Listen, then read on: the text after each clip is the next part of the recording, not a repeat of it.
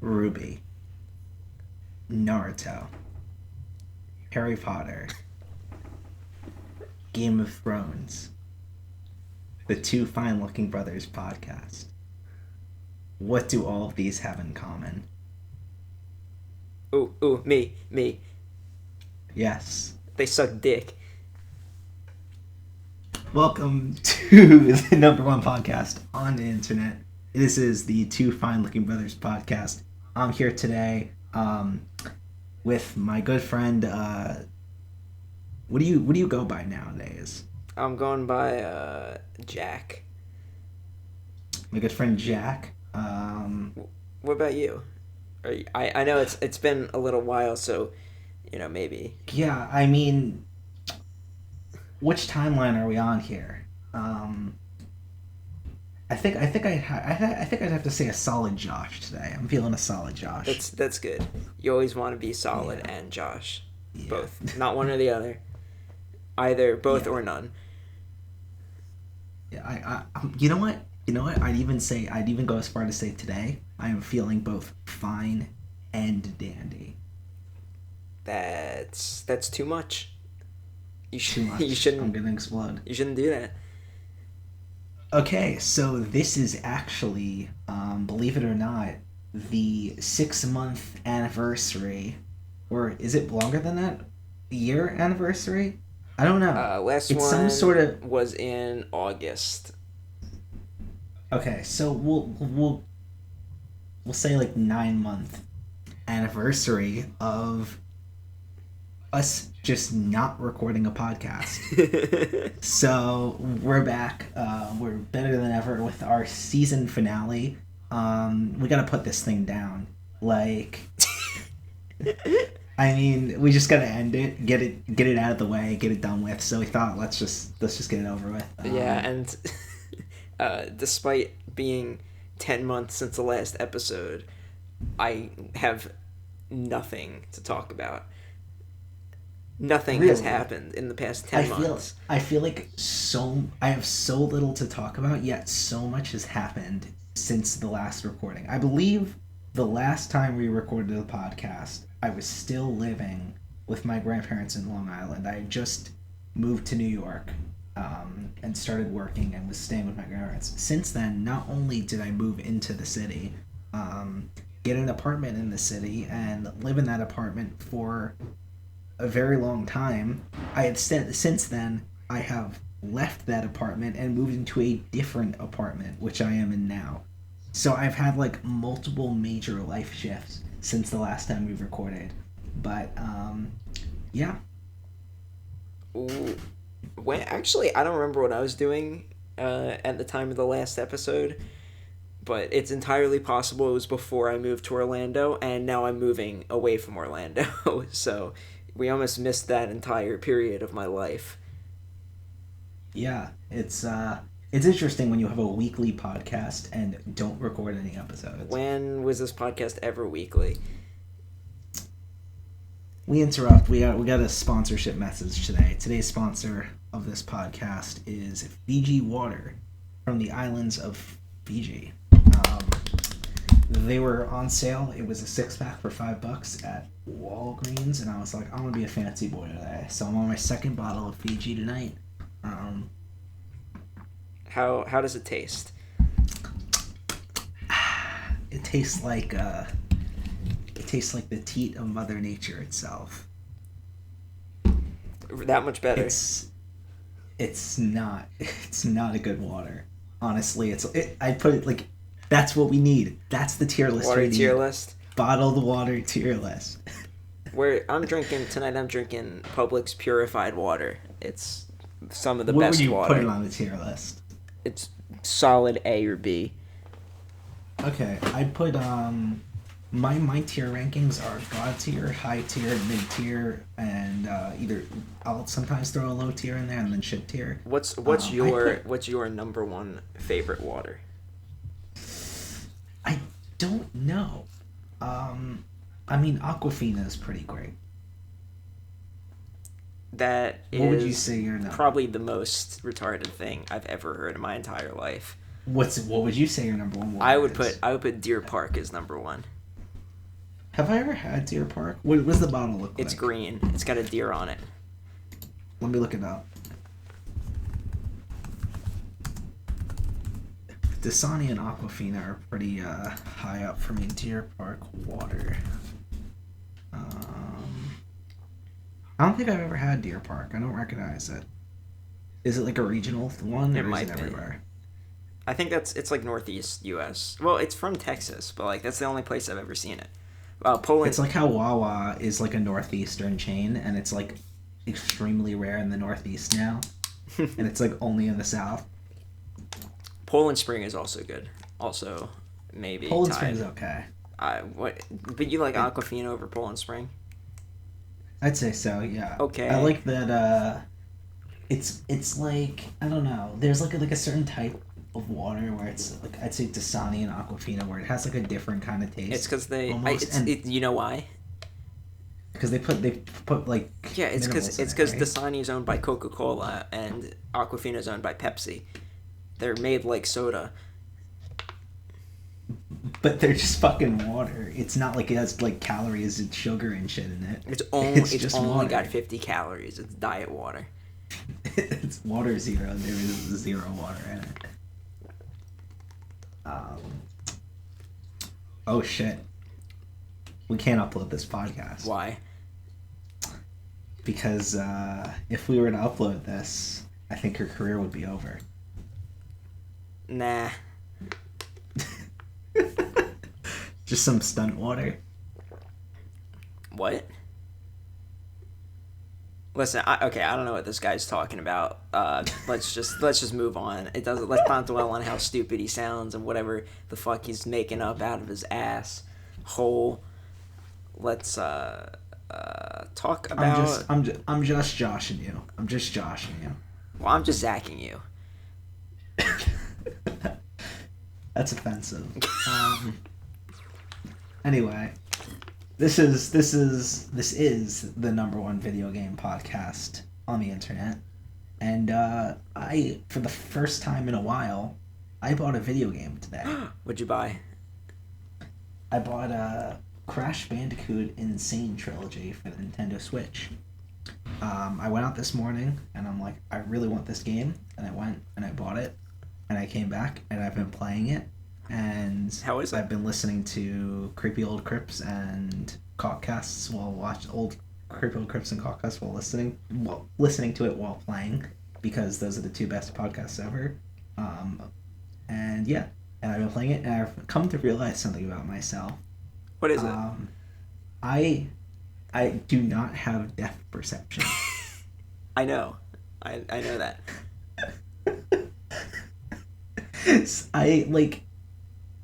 So, have you ever played like this is my first time. The only one Crash game I played before this is Crash Bandicoot: The Huge Adventure on the Game Boy Advance, which is 2D. Isn't 2D Crash known for being like exceptionally difficult in terms of depth? I guess, I don't know, but you also can't have depth perception in a video game. So I don't know if I don't understand.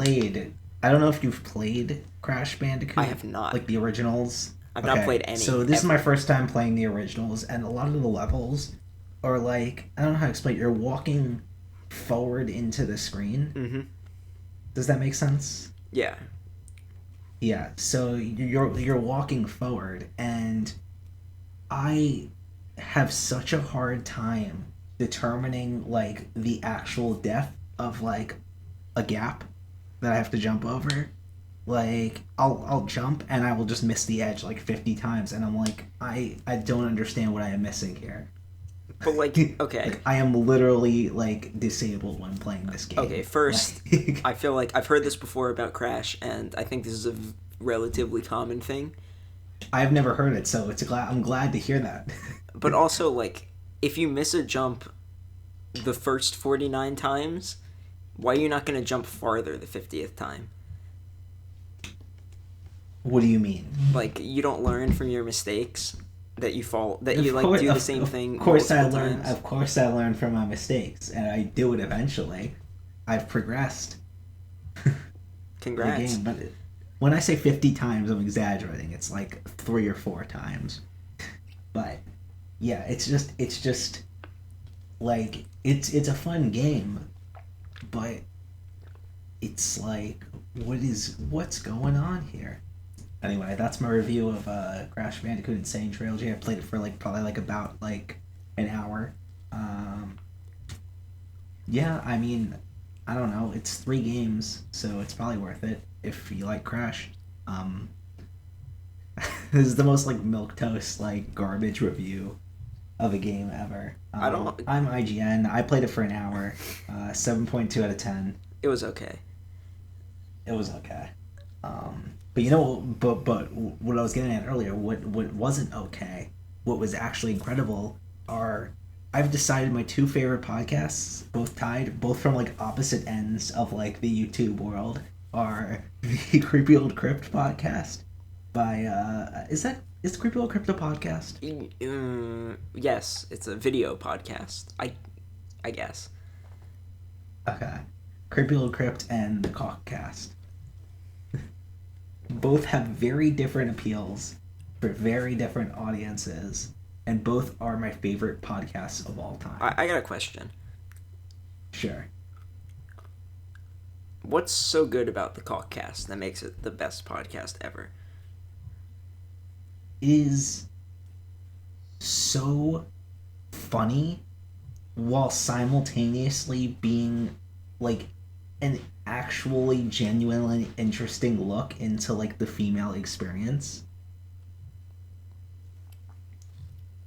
Does that make sense at all? Where it's like it is like I think Michelle is one of the funniest people of all time. She is, And like, I think when you say someone is so fucking funny, like I'd say like Wham City, going to their show, it's like so fucking funny the entire time. That's what I feel like listening to her talk. It's like it is just so fucking funny the entire time. I feel like May is a pretty good straight man too. Yeah, May is the great straight man, and and then it's they can never like it's Kazi's one of the guests too, but it's like they can never get all 3 of them at the same time. So they do this bit where like they alternate on who Hippo plays. So Hippo is a regular guest on this podcast, but he's constantly rotating between which of the 3 hosts he plays. So this week, the one I was just listening to that I didn't finish, he was Kazi, and then I think like the week before he was May. I feel like I And can he do just a pretty rotates. good Kazi. They'll go like in depth into like British politics, and then all of a sudden he'll be like, "Oh wait, no, I've never been to England." I have been to Iceland though. I went there to see Sigur Rós. What's cigarettes? I don't even know. Have you? How long have you listened to the Cockcast? Has Kazi never talked about Sigur Rós? I don't remember mentioning something. What about called Iceland? Sigur Rós. I don't remember. Could have very well have mentioned Iceland. I should do a Kazi. I should get my Kazi impression down. Yeah. Next time and then I'll talk to I her. think you should get on the podcast. I think you could. I should just ask. You're just like, hey, I want to be on the podcast. And you'll be a representative for the Fine Liquor Brothers Media Conglomerate. Anyway, what's your favorite podcasts? My favorite podcast is Bad Melee. It's very, very, very good. It's sort of, I don't know how to explain it. I don't listen to it like a podcast. It's like an experience. 'Cause Okay. you get taken into a life that you like that I don't live, and I get to experience it. I get to get in these people's shoes for like 2.5 hours at a time, and when I come out of it, I don't remember who I am. Also, it's incredibly funny. Like, Okay. I feel like that's really interesting because I feel like podcasts for me are always like it's like a background, like how you listen to like background music when you're doing things. That's what podcasts are for me. Like when I have to walk somewhere, or I'm like playing a game, or I'm doing a chore. or like I'm trying to fall asleep. And that's when I'll use podcasts. Only podcasts that I've heard before when I fall asleep. But that's when I'll do podcasts. And it's interesting for you to talk about a podcast where it's like it takes you to another world. Yeah, but like not like those lame ass podcasts that are like, ooh, history. I'm gonna tell you a story, but like it's such an ongoing like narrative, I guess. It's unlike any other podcast I think I've ever heard. Okay. Remember when Night Vale was a thing? Yeah, it's gay. I don't think I've ever listened to it, but No, me my neither. favorite Night Vale memory is the DashCon experience. It's just like they were waiting for like 2 hours. Like Night Vale has walked out of the convention because they just failed to mention the side where they refused to give them money. Like, you have not paid us. We will not go on stage until you pay us, like you promised. And they're like, no. And then they're like, well, we're leaving. And then they're like, Night Vale betrayed us. How could they do this? God. Have you seen any actual footage of like when they're like trying like opening up bags of money and they're like, if we get enough bags of money we can save this convention? Is that real? And they're just asking like a bunch of like Tumblr fans for like to fill their bags of money. Oh my god! I hope that happens next MagFest. They're like, I love one of my favorite things is like watching disastrous events. I think Like events collapse. Like I watched the Fire Festival documentary on Netflix and I'm like, this is what I live for. Like just watching events collapse into complete disaster. Speaking of collapse into complete disaster, I think that's what makes Impractical Jokers so funny. Is you get to just like you get to watch and see if like they will do something terrible or they will lose.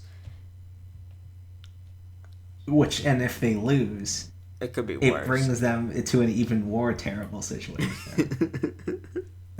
But yeah, so like I feel like in the time since we've last recorded, I went from hating the Impractical Jokers for no reason because I just had not seen them and knew nothing about them and was just like, I don't like the concept of this. And then Zach just started force feeding me Impractical Jokers clips. And now the Impractical Jokers is one of my favorite shows. But I don't watch like full episodes, I just watch clips. And I think that's the best way to watch it. Yeah. Because it's like you get like small little hits like all the time instead of like just watching an episode weekly.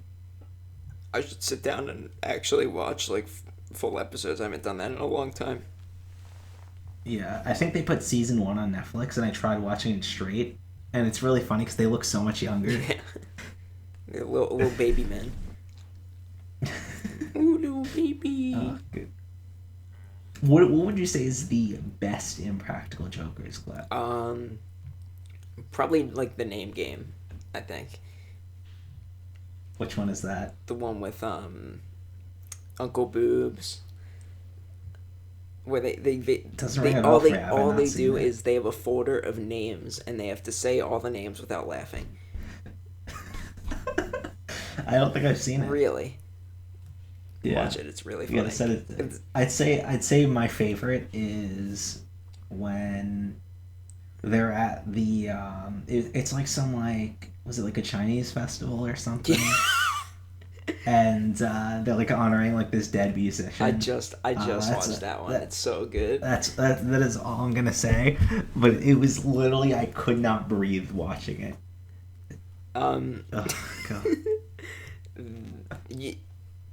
I just thought about this. So, what makes just fake names so funny? Because it has to be one of the most universally funny things. Yeah, like I feel like Mega 64 gets this very well. Just making like an absurdly fake name. Mm-hmm. Like there's one thing when you do like John Smith or something like that, of course. But like just making a name that is so absurd that it couldn't possibly be real. Like I was just rewatching Too Many Cooks, and I discovered the name Johann Asparagus. And I was like, I just love absurdly fake names. It has to be like one of the oldest jokes, right? I can imagine, a caveman going. It's like proto humor. Yeah, everyone says like, "Oh, pull my finger," but like, imagine they're just, they're like, "Oh, you're unga bunga dickus biggest." It's like, ha ha ha ha. It's funny because he had to have lived his whole life with that stupid ass name. Yeah, I don't know. There's just something so universal about, like, there's something so universally humorous about just taking in a name that is so absurd that it cannot possibly be real and just assigning it to someone and that person like acting naturally with that. Exactly. You get it. Yeah. It's like Chisos. Chisos. Oh, someone's got to save my Chisos. Oh God. So I guess so I brought up Creepy Old Crypt earlier, and I circled away from it because I know it's going to start a rabbit hole when I actually start talking about it. Because the reason I appreciate Creepy Old Crypt so much is because I feel like within the past like half a year, I have recently developed a deep love for like, I wouldn't even say like old school Disney park stuff, but like 80s, 90s, early 2000s Disney park stuff. And I feel like you have too. I feel like everyone has. And I think I feel like it was starting for me before then. I think it started like slowly after I went to Epcot last year. But I think it really like burgeoned when the Horizons video came out at the very beginning of this year. I think it was like January 1st or something like that. And like it just made me realize like, I don't know, there's just something about it. I got a theory that like really latches onto me. Something about like that kind of like park stuff like really like connects with me. Anyway, your theory. I think it's like a fetish. It's like some Freud shit. Like you went to Disney as a kid and it was the most magical place, and then you sort of grew out of it, and then you go back there as an adult and you're like, it makes you feel like a kid again, right? It's some deep-seated shit. I don't know, because there's like, and there's like because there's people like Rocco's always loved it, and then there's like Guy Hutchinson, the Drunk on Disney podcast and everything like that, and they all love it. And I'm like, it like I liked it and I admired it, but like it didn't really click with me until like this year, and I feel like I'm on that wavelength where it's like one of my favorite things right now. Yeah, it's like, me, Alberto, and Jen, who like live in Orlando, we've all kind of caught it. And then like recently I hung out with a friend there, actually like 2 days ago.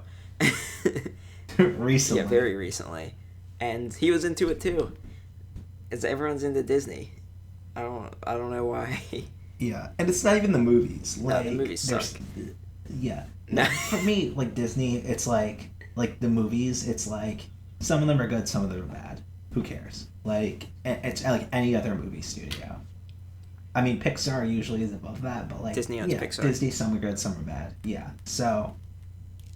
Oh, I see your point. But like, yeah, like Pixar usually most of them are like amazing, but anyway, but like there's something about like the park stuff, and especially like there's some elements of the park stuff like that are like, it's just like you look back and you're like, this is so absurd.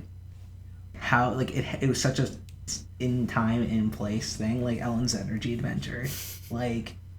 Because if you step back conceptually, it is the most absurd ride concept ever. Yet somehow it existed and no one questioned it. It like lived in that time where like this ride was created, people went on it, and no one questioned it. That's kind of why I love Epcot, because it's got so much Yeah.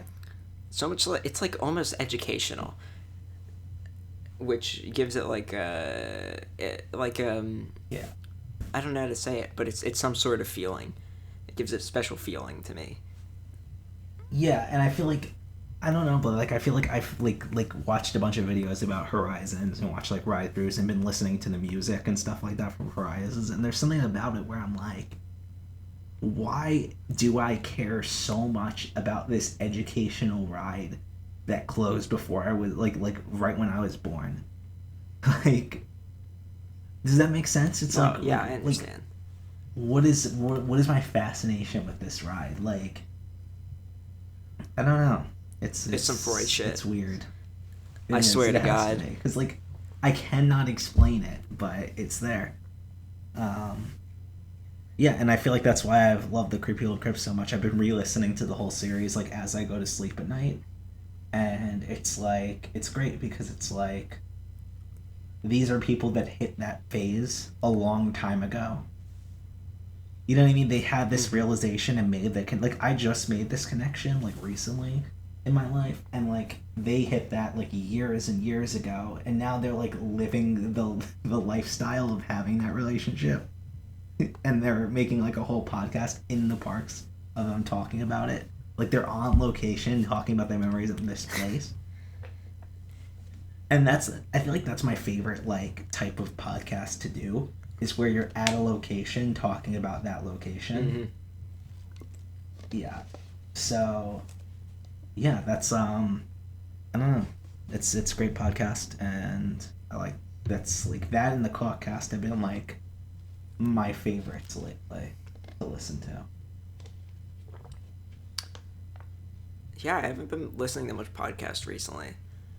It's sort of like I sort of got out of the phase. Like I've shifted because I feel like I was listening to a ton of music for a while, and then I don't know. I feel like I feel like then I guess my life got into a good situation, and then I stopped listening to as much music, and then I started listening to more podcasts. Yeah, I'm back on the music train. Like I've been really into music for like the past year. I mean, of course, I love music and I listen to it a lot, but it's like I get into podcast moods more than I get into music moods lately. I don't know. Yeah. Bet great. YouTuber I got into very heavily recently is Zen Huxtable. Really? He does. Are you subscribed to his second channel? I'm not too? subscribed to any of his channels. Okay, you should subscribe to him because the majority of his videos are about music. And he's probably he has this different understanding of music that's really interesting. And he does these like on his second channel, he does these videos like they're like the best licks or something, like small sections of songs, and he'll get bang through like 20 of them in like a 3-minute video, and he'll just do these like 10-second segments, and he'll be like that of things that sound really good, and it's really interesting because it will be like I don't know how to describe it. I guess you just have to watch it for yourself. But it's like it's a really interesting take on music. I completely understand because at some point I've had that same sort of series planned, right? Where it's like this part sounds really good because of something. I don't know what it is, but it sounds good. Yeah, and he actually like learns music theory and is able to explain himself. He's like, this sounds really good because of this technique, this, and I'm like, whoa. But then he'll do like these lick videos where he doesn't even go into that. He's just like, this is fire, and just plays like 3 seconds, and then it's like, well, it's just like a song. And I've discovered a lot of songs that way, and I've decided to create a playlist. I believe it's public on my channel, so anyone can. Let me check if it's public before I like start advertising. Well, it. You could public I think it is. I could public it whenever, but yeah, it's just called Music Favorites, and it's just any songs like I find that aren't like that I like can't find, like obviously some of it's on Spotify, but it's just like things I just find on YouTube and want to save so I can hear it again. And I created this playlist, and right now it has like 250 roughly videos in it, and yeah, it was inspired by that series. So That's cool. check out this playlist, and you'll see a lot of random shit. There's like no pattern. There's like Pokemon Diamond music, then it goes into like Eric Clapton. Who Game of is Thrones Eric soundtrack. Clapton? You see, I think we're in a Mandela timeline right now, because I don't know if you've been seeing this lately, but you know the whole Bernstein Yeah. fallacy. Yeah. So so all of my life, I was under the impression that my name was Essex Clapton. Right? Yes, it isn't. Hear me out. Have you found any of my albums, looked up any of my music recently? Yeah, like. Wait, which? It seems like suddenly, if you type in Essex Clapton anywhere, you'll get, did you mean Eric Clapton? And it seems to me that my name all along was Eric Clapton, and that all of my albums and all of my music is under the name Eric Clapton. That. And Wait, it's kind of freaking me out, and it's definitely Mandela-y, and I wanted to see if you've experienced it too. Did someone like mistype your name or something? Because like, that's not a name. It's pretty prevalent. It's pretty prevalent for a mistype. It's like, okay, maybe someone spelt it Bernstein Bears once, but no, every single book. It's like says Bernstein. it's like Jesus Rodriguez. You haven't seen that. Never mind. You should watch Yeah, I'm like, what the fuck are you talking about? You should watch Searching for Sugar Man. It's a documentary. It's really good. Don't read anything about it. Just watch it. Don't read anything about it. YouTube? Don't read anything about it. Is it on YouTube? No, it's I'm not. adding it to my watch later if it's on YouTube. It's not on YouTube, I don't think. Okay, just remind me about Alright. it later so I can actually like watch it. Anyway, with this, I'm gonna leave you to introduce the next topic and give like us an entertaining thing because I have to take a piss. Okay. Wait, when are you going? Oh, he's gone.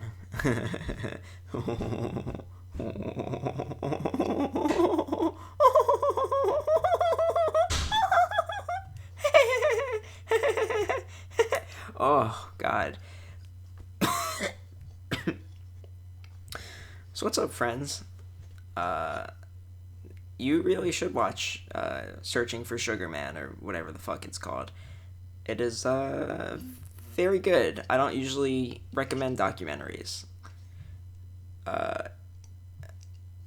Also, recently, we moved on from the video game topic, but I've been playing The Witness, and it is very, very good. Very confusing. I don't know. I have been very lost, but I'm almost done with it now. It is wonderful. One of my favorite games I've ever played.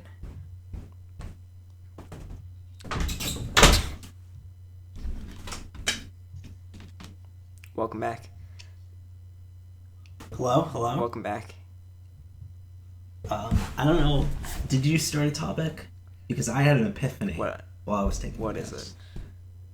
So I think I've just tapped into a deeper understanding of my love/fascination for Horizons. Okay.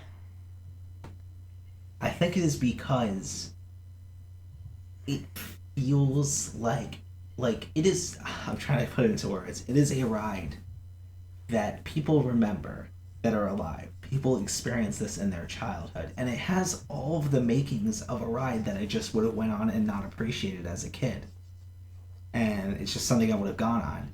But it was something I just missed and never got to experience, and it feels so familiar and it feels so real because there were plenty of rides like similar in style to that, like the Carousel of Progress, like Great ride. uh, yeah, like things like that where it's like it feels like oh yeah, this is something I would have gone on as a kid, but it's like I just missed it, and because of that, I never tangibly experienced this, and I think it's so weird because it's like it feels so real, yet it's something that was never real in my life. Did you know that apparently they're going to update Spaceship Earth? Did you want to hear something fucked What? up? I remember nothing about Spaceship Earth. I think I must have gone on it once as a kid and just never went on it again because I do not remember a single thing that happens on that ride. Really? Yeah. What happens on it? You gotta tell me. They start off, they like hunt the woolly mammoth, and then they invent like paper. They pound reeds into papyrus, and then I'm sorry, I'm not Jenny. I can't do the whole what. Sans. Sans.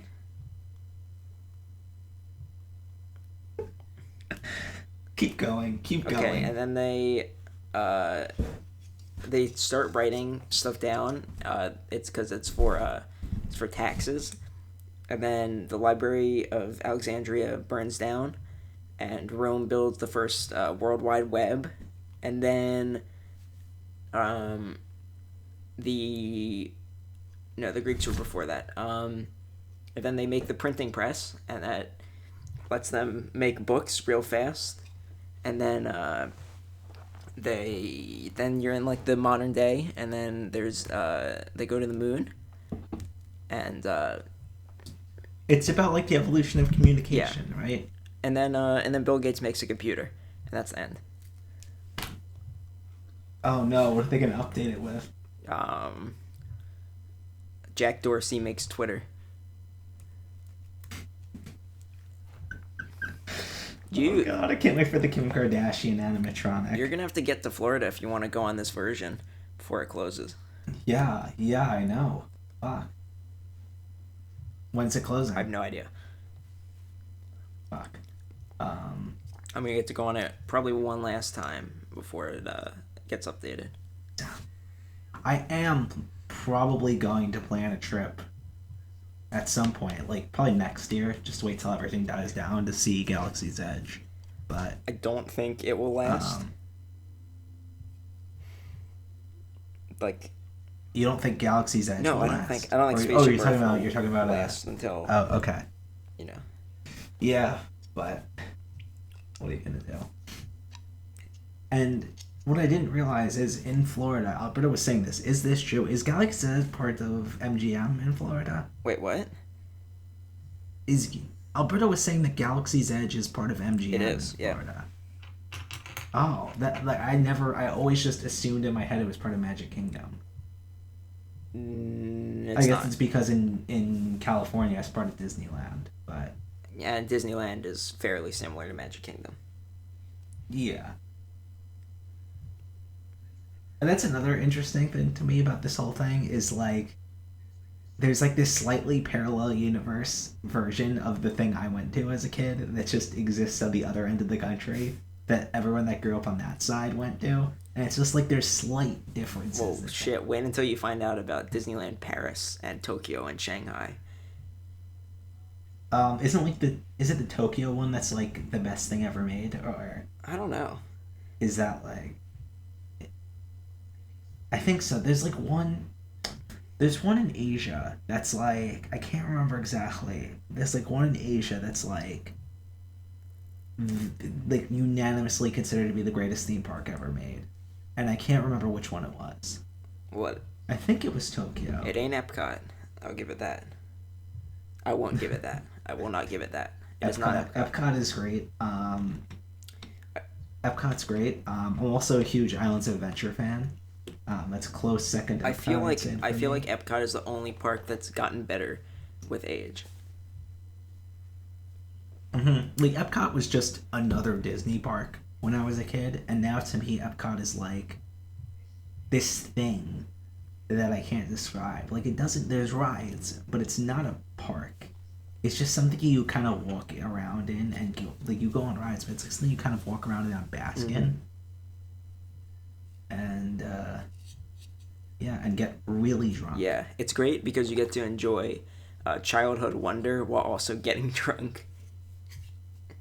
Yeah, like I've told you about the euphoric experience of when I was trashed beyond out of my mind. Like, we were finishing the tail end of the Drink in Every Country challenge, and I insisted that we go on Turtle Talk with Crush. And my drunk mind could not comprehend that there was any way to get to it other than riding the Finding Nemo dark ride. And then at the end of the dark ride, arriving at the place where Turtle Talk with Crush is, when clearly there has to be a way to walk past it and just go to Turtle Talk with Crush. Of course, or else you couldn't leave. Yeah, so I was so far gone when on the Finding Nemo dark ride. I cannot tell you a single thing that happens on the Finding Nemo dark ride. Went on it, finally got to Turtle Talk with Crush. It was me and my dad, drunk out of our minds, surrounded by a bunch of 3-year-olds. And that experience is like the perfect encapsulation of that point, in my opinion, where it's like a drunk out of your mind while also experiencing childhood wonder. Yes, that is what makes Epcot so great. Yeah, and I love how, like, it's weird because the two halves of the park feel so different, yet they're clearly, like, there's a cohesiveness to it. Where it's like, it's almost like another country. Does that make sense? Where, like, all of the countries have their, like, own unique themes and, like, styles and, like, rides and, like, little subcultures. Yeah. And then the future world also feels like one of those, even though it's, like, not a place that exists. Well, it's not all future world. It's like There's a bunch of different pavilions, right? There's the Wonders of Life pavilion. But are they not all part of Future World? Are they? Is a Future World that whole half of the park? They might be, actually. I might be dumb. Yeah. Yeah. The Wonders of Life pavilion, is that still open? Wonders of Life? I don't think so. Because they had that's where Buzzy was from. I think that one's been closed for a while. Yeah, and then that was where Body Wars is. And they were talking about, I think Jenny was talking about Body Wars, and it blew my fucking mind because I had forgotten about that ride for so long. Have you ever been on that? I think so. That was the one in the little building, like, behind Spaceship Earth, right? It was in the Wonders of Life pavilion. Where's Wonders of Life? I'm just gonna look up like a 2002 map of Epcot. Okay.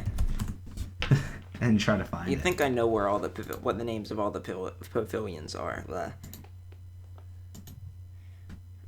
It's I don't, like, remember exact locations.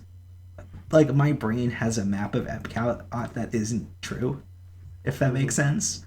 Like, in my brain, there's, like, a dream version of Epcot where things are, and it's just not correct. Oh no, it's between Mission Space and World of Energy. Oh, here we go. I'm sending you a cool looking map. That looks pretty sick. And the thing... Oh, wait, I don't think Wonders of Life is even on here. And you know what's great about, like, Future World of Epcot, too? It's like all of the buildings have such distinct shapes that, like, the buildings, like, are so, like, you know what I mean? Like, each one is like, I can't describe it in words. You gotta help me out here. They're recognizable, probably. Yeah, but it's like nothing else in the world looks like these things. They're like these weird Epcot buildings. Yes. What is the best Epcot building? I was about to ask you the same thing. I don't know. I think they're all equal, sort of. I don't know if I have a favorite. I think the Land is the best. Land's pretty nice. markedly I have not actually smaller. been on the land ride. Really? Living with the Land? Yeah, it's the one where you go through like the garden, like not the garden, like the Yeah, I love that agricultural ride. thing, right? Yeah, I feel like I would love it too, but I have not been on it. Soren's in the land, Yes. right? Yeah. Oh, I love that building. Um, the imagination ride is another weird thing where it's like I never experienced the good imagination. I only experienced the one that's unanimously considered to be shit. But I went on it when I was so young that I don't remember like anything about it other than enjoying it. So I just have in my head like, oh, I just went on the good one. Like, because I don't remember anything about it anyway, so I'll just say I went on the good one and don't remember it in my head. So I'm like a huge Figment fan, even though I've never actually been on like Well, his everyone good loves ride. Figment. Yeah, he's like my favorite Disney park mascot character. 100%. I love everything about Epcot. What a great place. Yeah, I'm like looking at this map and I'm like, I love it so much. You can go to the Japan store and get One Piece merch. Japan Pavilion, so good. Yeah, Japan Pavilion's great. I like all of the world pavilions. Mexico's probably the best. I want to say Norway was the best until they closed Maelstrom. I know you say the Frozen ride's actually pretty good. I have not been on the Frozen ride, and Maelstrom was like one of my top rides of all time, so I'm a little Yeah, salty. I like the old Norway but- place. Yeah, and another weird thing though for me is like I'm sad that I'll never get to experience Horizons, but I also love Mission Space. So it's like, yeah, it sucks that they closed Horizon. Mission Space is also an incredible ride. So is Test Track. Which is why they What was closed it? Was right? the is Test Track No, closed? no, no. It's why they closed Horizons.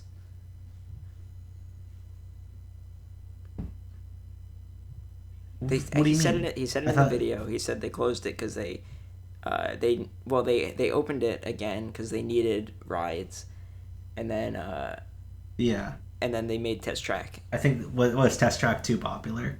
No, they made it to like replace it, so they could demolish it and build a But Mission it's in Space. a different. Oh, okay, got it. Something was what was in Test Track before? Test Track. It was always Test Track. I feel like when I went, but there was I something don't before. remember. I'm gonna look it up. Was before Test Track. It was before we. It was probably were the live, 80s, yeah. probably. Test Track opened in '98, so it replaced the World of Motion ride. I know nothing about this ride. Well, Test Track is cool, so fuck it. I love Test Track. I like the old Test Track more, but Did they change it? when was the last time you went on it? I didn't go on it this last time I went to Epcot. So It's all like it's on Neon probably now. when I was a And kid. you like build your own car. That's weird. Yeah. Wasn't it all? Did they still have that part where you go outside and it's like hype it? Yeah, but there's no like truck that almost hits you. You remember that? There's no like forest section. It's all neon. Yes. I remember that. And there's a part where it gets really hot and really cold. Yeah, it doesn't happen anymore. Oh fuck. I liked it. They're Yeah, I ruining like it. the old one They're fucking it better. up. But the new one's fine. Hey, controversial take. I like that they added the movie characters to the Pirates of the Caribbean ride. Because when I went on it when I was a kid, it was like right in the height of my Pirates of the Caribbean phase. And I was like, this is the coolest thing I've ever seen, having Jack Sparrow like dick around on the ride. So, fuck all the haters. Cool edition.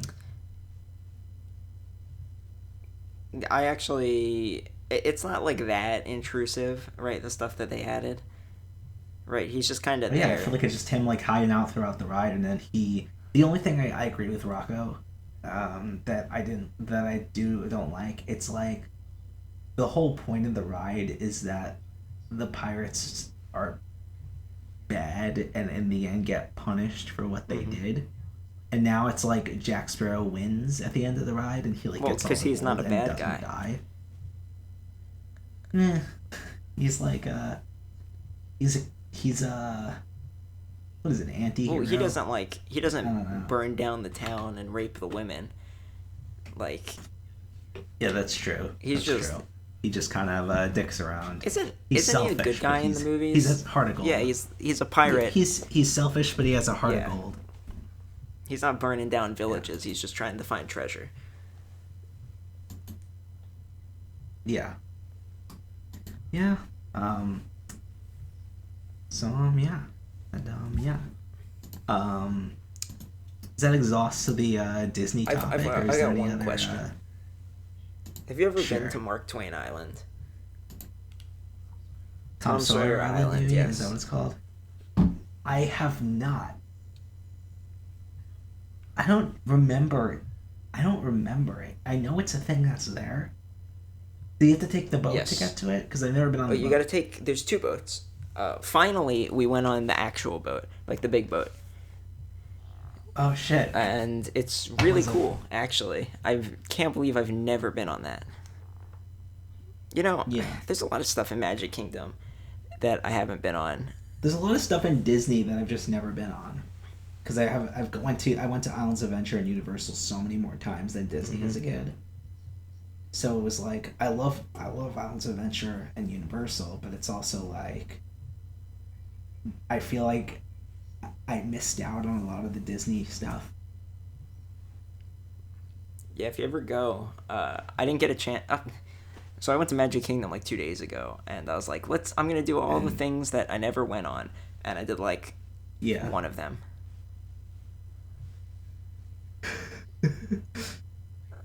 And then we went on, Pirates. What are like some big things that I haven't done in Disney? I don't Magic know. Kingdom, I never did Mark Twain Island. I never did the Steamboat, but finally did that. I have not done either. Never of those did things. Astro Orbiter, even though it's in my favorite section of the park. I've done that once. I remember doing it once, and I was like a very little kid, and I remember being really scared because, like, I was sent on it alone, and like they just like set me up. They're like, go up, and I went up on an elevator, and I was surrounded by like other kids, and it was like really freaked out. And you're high up. It's essentially just Dumbo, but you're like there's like an abyss below you. Yeah. As a kid, it was an abyss. It's probably not that high up. I am actually kind of mad. I should have left and done it when I went. I mean, you still can go. Don't you have it? Do you I still only have have annual pass? one park left, and I don't want to go back to Magic Kingdom again. Oh, okay. Yeah, I've done that. Did you ever do as a kid Alien Encounter? Alien Encounter? Yeah. Where is it? It got replaced, but it got replaced by Stitch's Great Escape or something. Which I've never been on Stitch's Great Escape, but they had like a horror ride before it. No, it's closed. Well, yeah, it's closed, but What was Alien it's been Encounter? closed for many years. So Alien Encounter was originally supposed to be like a tie-in with the actual movie Alien, but it felt like that the deal fell apart at the last minute. So it's kind of like it's like you can't really see the alien for most of it. I don't remember. It's like you sit in this like huge auditorium, and it's like this whole like weird science fiction thing where these other aliens, they're like It's the same- it's kinda the same humanoid, layout as talk to Stitch. you.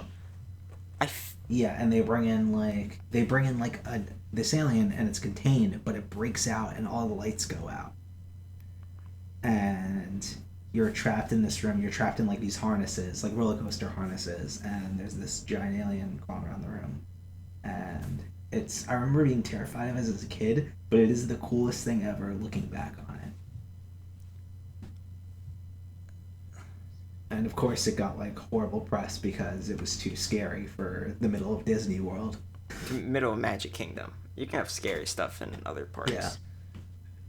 I feel like it would have worked very well in MGM. And I'm still calling it MGM.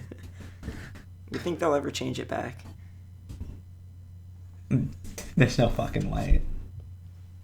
Does Disney even own MGM? Is MGM still even a thing? I don't know. MGM, because that's a real movie studio. Metro Golden Mayer, American Media Company. I wonder what they're gonna put in. I guess it's alright. I wonder what they're gonna put in the Stitch place. Is it closed? Yeah, closed a while ago. Oh, they haven't Don't replaced it yet? think so. I'll look it up. What is replacing Stitch's Great Escape? I'm looking through. Wreck-It Ralph. Oh, that could be cool. Yeah, I never saw the second one, and I did not like the first one. So It looks like they always do something that's like a similar like auditorium with something in the center, like a half tiki room. Yeah, I mean, Like What'd it's you like a say? half tiki room. sort of. That's a thing You've I've never never done. done Tiki Room? Never been on it. No. It's so good. I've done. I know that. I remember there was like an Aladdin carpet ride near the Tiki Room that I've been on. I actually don't think Sucks. I've been on that, but like I don't really care.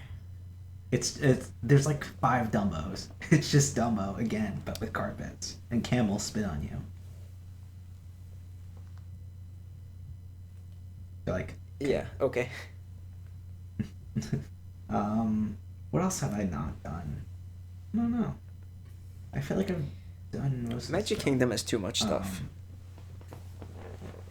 Yeah, there's a ton of stuff. I feel like I've done everything in Fantasyland. I feel like I've done everything in Tomorrowland. I want People Mover, Carousel of Progress, Speedway. I have not done the Speedway where you Yeah. drive the cars. No, never done It that. finally reopened, and I went on it. Yeah. Kind of sucks. No, but it's cool. Yeah. It's just everything. It's so hard to turn. Like it was really cool when I was a kid, but now that I drive a car, it just feels awful. Yeah, I could imagine. Also, But, have you done Laugh Floor? The yeah. Monsters Inc. thing?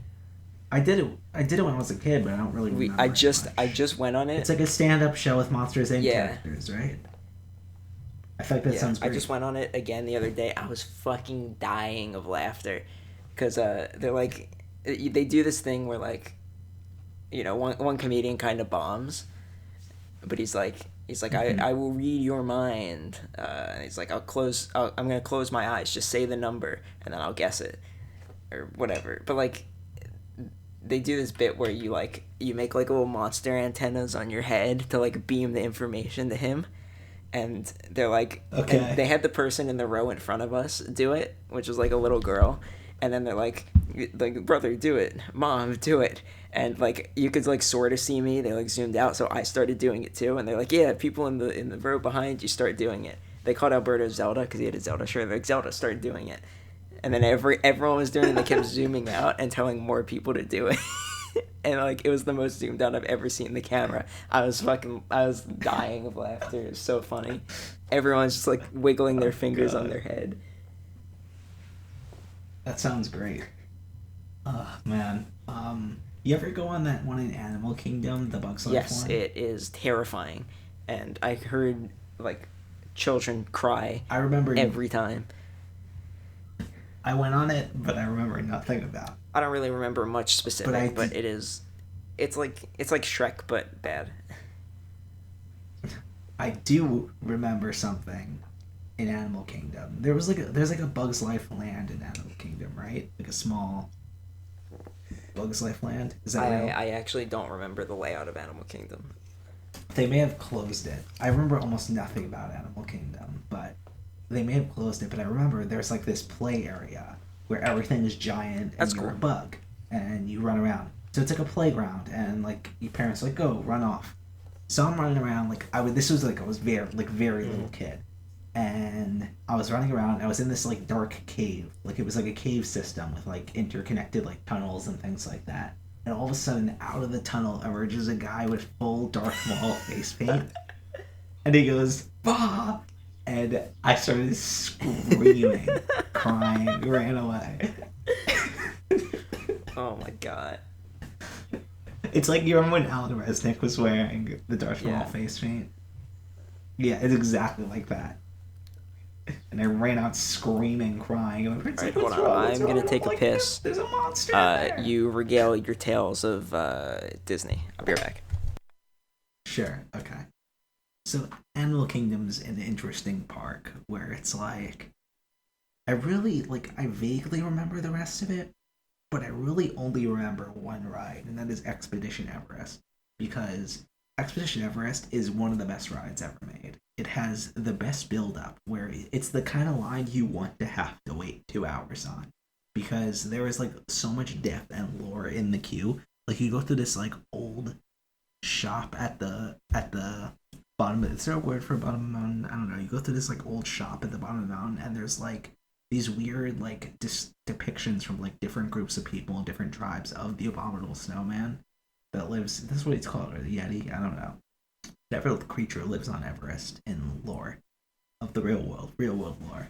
And yeah, so it's, and there's like these weird depictions of it and it's like all this like merch and stuff of like this old like creepy old shop that's like kind of like very foreboding. It's the best atmosphere build up of a ride, and the ride's great too. Like the whole setup of the ride where you go up and it's like you get to the top and you go through it and the track's just broken. And it's like, what do you do? And it just shoots you backward and oh god, the ride's genius and it's the best thing ever. But it's like trapped in this shit park. I mean, granted, Animal Kingdom's probably not shit, but I remember literally nothing about it other than that. It's done. What's up? Oh, you're back. So I was talking about Expedition About Everest, what? how it's like the best ride. Expedition Oh, Everest. great ride.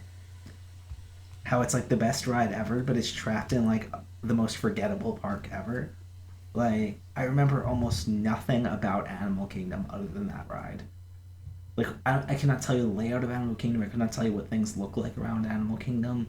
Like in my head, it's just Busch Gardens, but then I'm like, no, it's not. That's not. Like it's a different. I actually park. don't remember the layout at all. I went there not that long ago. Yeah. Like yeah, Everest. I was talking about how it's the best like queue of like any ride ever, and how you like want to be on the line for a really long time. Yes. Hello. Correct. Do you? Yeah, correct. And it's like it's a great ride. Then MGM Hollywood Studios. I remember liking it. I mean, it's definitely I'd say like second weakest. I think our orders are exactly the same. Yeah, it's like I mean, Star Tours is great. I remember liking the Muppet Show a lot. That's in MGM. MGM has the best stage show in all of Disney, the Beauty and the Beast show. I haven't seen it. They just do the movie, but that's how I watched the movie as a kid. Whenever we would go to Disney, we'd always go to the Beauty and the Beast show, and that would just be me like rewatching Beauty and the Beast. I probably only saw the real movie once, but I just know the movie so well because of the stage show in MGM. And yeah, I'm like, Beauty and the Beast is a good movie, so it's like that was just me watching the movie, and liked it a lot. That's probably my favorite thing in MGM is that show. Tower of Terror, like I've never been on again since I was a kid. It's still Tower of Terror Yes. in Florida, right? Okay. So yeah, I'd never been on since I was a kid because my dad convinced me to go on when I was a very little kid and like literally traumatized me. I was like literally like depressed the rest of the day. Like I lost faith in the world that thing would exist. Have you ever been on Tower of Terror? I've not. I want to. Yeah, it's great theming, and it's a horrible experience. I probably would have no problem going on it now, like, but back then it was like the most intense thing I'd ever experienced. I would, yeah, I'd love to go on it, but I don't really plan on going to MGM Hollywood Resort or whatever. What's it called? I mean, when Galaxy's Edge opens, then I'm gonna go. Yeah. But yeah, I think MGM is just gonna become the Galaxy's Edge park. Like, I think once Galaxy Edge opens, it's just gonna be like the thing you have to deal with to get to the Star Wars park. Does that make sense? Yeah. Like Universal is Harry Potter Park. Universal is, but Islands of Adventure, I'd say, is still. To be fair, still great all Calgon around. Alley is incredibly cool. It's like the only. No, but Universal's great. It has Men in Black. Great, another great queue. Wait, Great which one? ride. Men in Oh Black. yeah. Someday I'll go to a Um, VIP party and I can drink down there. You can actually type on the keyboards. Yeah. It's such a Rocco purchase that I would make, buying one of the keyboards from the Men in Black ride queue. And then using it. Yes. Oh god. I'm gonna find out. I can't wait till I have like a whole house or a whole apartment to myself, and I'm just gonna fill it with like absurd shit like that. It would be great. It's like right now I really have like one room to fill. Granted, it's like double the size of my last room, but still. Really? Probably. That's cool. It's a different shape. It's like an L shape. If that makes it's very hard to describe unless you see it. It's like shaped like an L. Yeah. And so you walk in and there's like a half of the room, and then you turn the corner and there's another. Maybe I'll check it out soon. Yeah. Yeah. Speaking of living in New York, completely unrelated topic. I want to know if you experienced this, but when living in New York, you never feel 100% healthy. Yeah. I don't know, like, it's not like you don't feel sick, but you always feel like slightly off. 24. No, I understand. It's Like- the air. like- It's got to be the air. It has to be, right? Because it's like over the past couple of days, it's been a lot worse. Like I've been like kind of headachy, very foggy, very like felt my head felt very heavy, and I'm like I don't feel sick, but like this is not normal, and it's always a varying stage of something that's not normal but not sick, and then when you get Maybe sick, it's you because get sick. your immune system's always working like super hard to deal with everything. My immune system, I do have a really bad immune system, and in the last apartment, like I would get sick every other week because my immune system was so bad and there was like no circulation in my apartment. But this place does have a circulation, and it's like, oh, the actual air gets in, and I haven't been getting sick, but I've been like varying degrees of off. I understand. That's what I've. That's the experience. I totally understand. I don't understand, Jackie. Ah. Have you did you see that that quick live stream that Ben and Munchie did that they uploaded of them just buying energy drinks? I don't at think I ever 7-Eleven? watched it. What is it good? They just go through the energy drink shelf and point out all the like absurd energy drink brands and buy a bunch. Didn't you buy one of the the Munchie energy I drink? tried Bang. I don't know if you've been keeping up with the PCP and know about the whole Hello, Bang am I saga. muted? Yes. Can you hear me? I asked if you tried the Munchie energy drink, and then you're like, I don't know if you've heard. Yeah, that's what I'm telling the story in Okay, response go to ahead. you. I'm telling the story of how I tried Bang, and it made me feel very weird.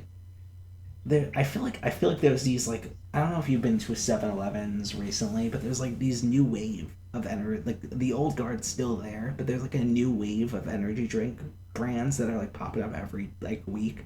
There's like a new brand. I have seen And, like- Bang. I haven't really seen anything else. Like there's Bang, there's Rain, there's this other one that I remember what it looks like, but I can't give you the name. And so I tried the Bang cotton candy flavor, and I felt like it was like an out of body experience. Like everything was delayed. Like, I would turn my head, and then 10 seconds later, like, I would feel myself turning my head. Or I'd be, like, typing on the computer, and I'd be watching myself type. Like, I wouldn't feel the keys below my fingers. It was, like, a very interesting experience drinking this energy drink. And I think there's, like, these certain wave of, like, these, like, more shitty than usual energy drinks that, like, take you too far that have been popping up. Like Red Bull and like Monster and stuff like that. It's like it pretty much gives you the energy of coffee, but you feel a little bit shittier. Yeah, that's a good description. Yeah. Yeah, so it's like not anything you're not used to. But like there's this new wave. The new wave is like these energy drinks that, like, I described it as my chakras were blitzing. And it's like this new wave of energy drinks where it's like you cannot function because everything is has moved too far in your body and mind. Don't understand why they need to keep making energy drinks when they've already made the perfect one. Red Bull? Have I told you my situation with Red Bull? How I cannot stomach Red Bull anymore? Why? It was once my favorite tasting thing, and now it's like I cannot swallow it without like my body rejecting it. Like every time I take a swallow, I'm on the verge of vomiting. I cannot drink Red Bull anymore. What happened? I don't know. I still love the taste. It's just my body can't handle it anymore, and which is weird because I could drink other energy drinks, but there's just something about it that it's just not something I can have anymore. Okay, a few things. I used to be interested in having Red Bull vodka. Not anymore, because it might ruin the taste of it for me forever. I feel like that's a throw up drink. Which now I cannot look at like an orange drink anymore. Oh God. And also, like, I had something that almost tasted like as strong as Red Bull is. I mean, it was much stronger, but like at Disney, there's the Dole Whip. Have you heard of it? Oh yes, I've wanted to try that. It is maybe the sweetest thing in the world, and it's disgustingly sweet. It's not good. If it was less sweet, it would be good. It's painful. Did you have the Disneyland Mint? No, that's Disneyland. They don't have it here. They don't have it at Disney World. Fuck. And they changed the recipe anyway.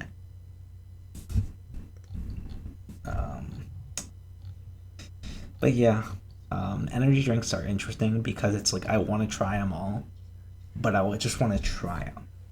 Like I don't want to find a new energy drink to drink regularly. I just want to try each one until I've cut back heavily on caffeine, but every so often I'll have a Red Bull. Yeah.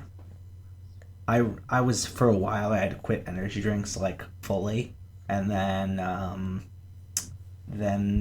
they started talking about them all the time on the PCP and everything, and I'm like, I want to be back on this. I want to get what they're talking about. My life. And I dove back into energy drinks, and I have felt they do make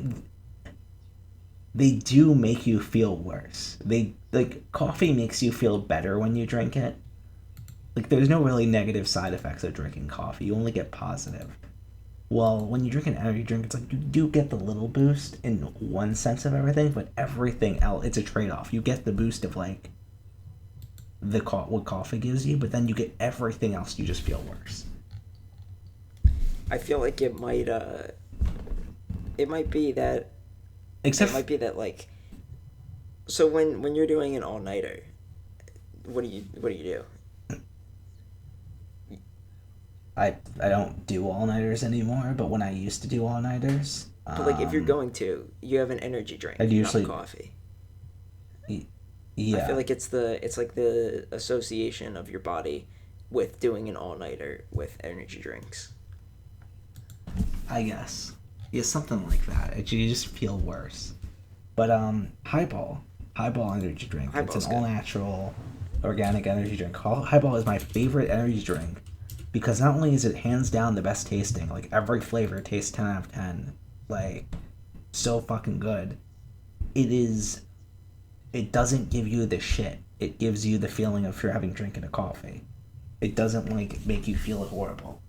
And I love them. And I just moved right next door to a Whole Foods that sells them, and I get them all the time now, and they're great. And because I have this thing where it's like I need a coffee right when I wake up, and then I usually have coffee right when I get to work, and then I usually need an energy beverage, caffeinated beverage, like afternoon, like after lunch, for the last couple hours of the day. And that third one, I'm never in the mood for coffee at that time of day. And it's like coffee is obviously the natural solution here, but I don't want to drink coffee right now. So that's when I turn to energy drinks, and Highball has become like the perfect solution. I have been getting off caffeine because I don't like being so reliant on it. So like I am at the point where like today I had like a couple of sips of coffee today because like I was really nauseous when I woke up in the morning. I'm like, I don't want to have this, and I literally could not function until I got a Highball. Like I could not do anything. Yeah, it's like my day's ruined if I don't have a coffee in the morning. Like I'll just fall asleep. Yeah, it's become like it's an addiction. It's like any other addiction. Definitely it's is. like your body becomes reliant on it.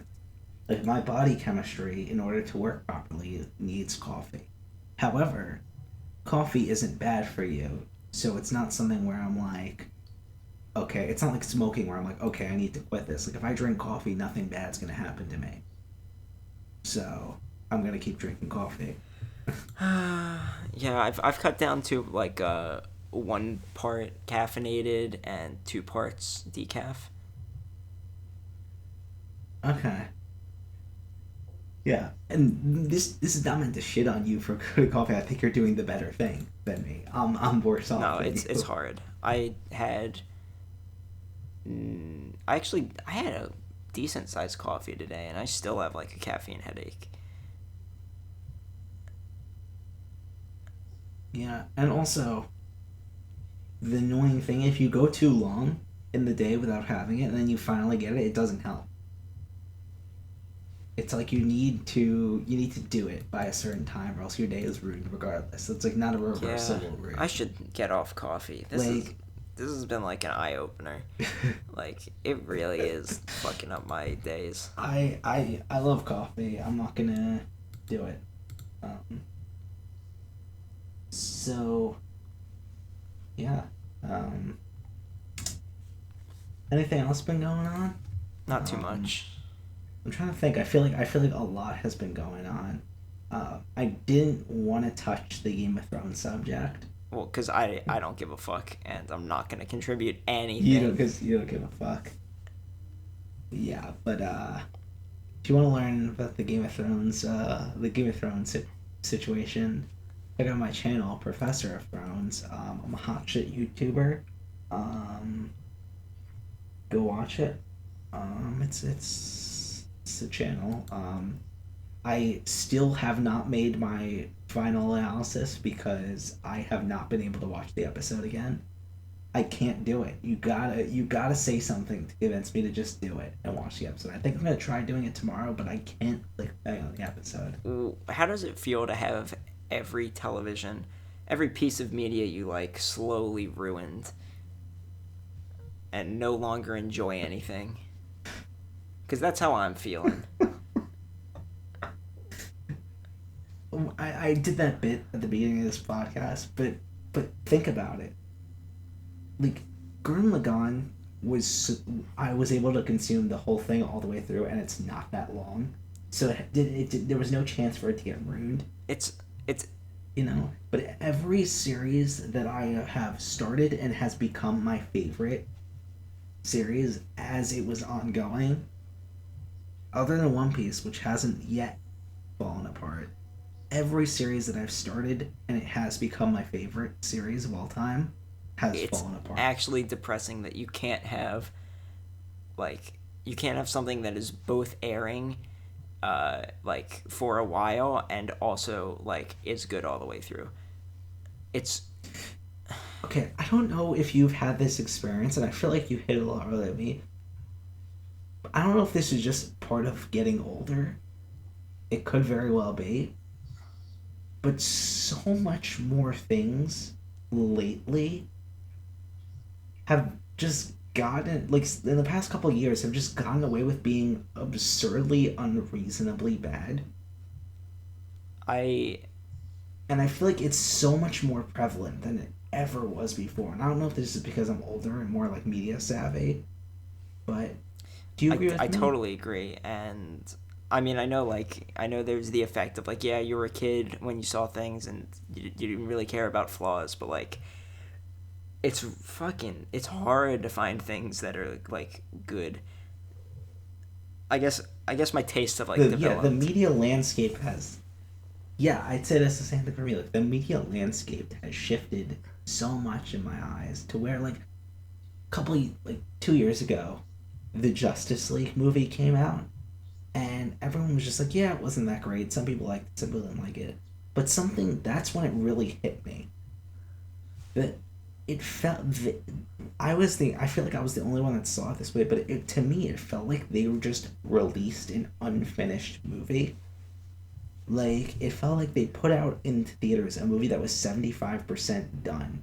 Like, and I feel like this happens with a lot of quite a few movies I've seen recently, where the plot doesn't feel like it's finished. Like there feels like there's connective tissue that's Mm-hmm. missing, and where it's like things just start like happening back to back, and you don't have the bridge anymore. And that's what I call like movies that feel unfinished, where it's like they filmed the big scenes and then didn't do anything else. And Justice League, like, I feel like there was another movie really I've recently been saying this where I about felt that like exact same thing. blockbuster movies forever. No, but it wasn't always. I felt like they've stopped with big blockbuster movies. I felt like they've stopped making connective tissue in movies.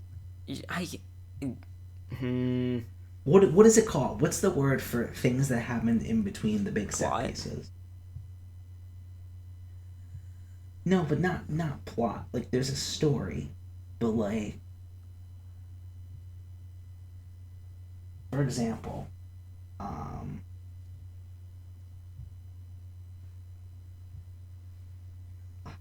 I'm trying to think of a good way to phrase this. Like in Ruby, Yang when in Realm Long 3, when Yang punches, quote unquote, punches Mercury, the next scene wasn't just the Pyrrha Penny thing and then Cinder revealing herself and then everything attacking. That wasn't the next scene of the movie, the show. There was like stuff in between that, and I feel like that is not like I feel like they're releasing movies and shows nowadays that don't have that stuff, Ruby, and it feels yeah, Ruby really doesn't really have weird. that anymore. Yeah, but like not even a Ruby. Like I'm talking about like movies, like million billion dollar movies come out and they just don't have movie. Well, I haven't enjoyed like a Hollywood blockbuster in a long time. I haven't seen a good Uh, movie in theaters in at least 5 years. Not because there haven't let been me let me good open up. movies, but because I will not go to theaters for movies anymore. Well, I'm AMC subs Oh, A list okay. hot shit, so I could see any movie for three and cut the line. Um, what good came out? There's definitely okay. Let's see everything I saw this year. Um, that was in theaters. Glass. I thought it was good. No one else did except for me. Vice was good. Green Book fucking sucked, yet somehow it won Best Picture.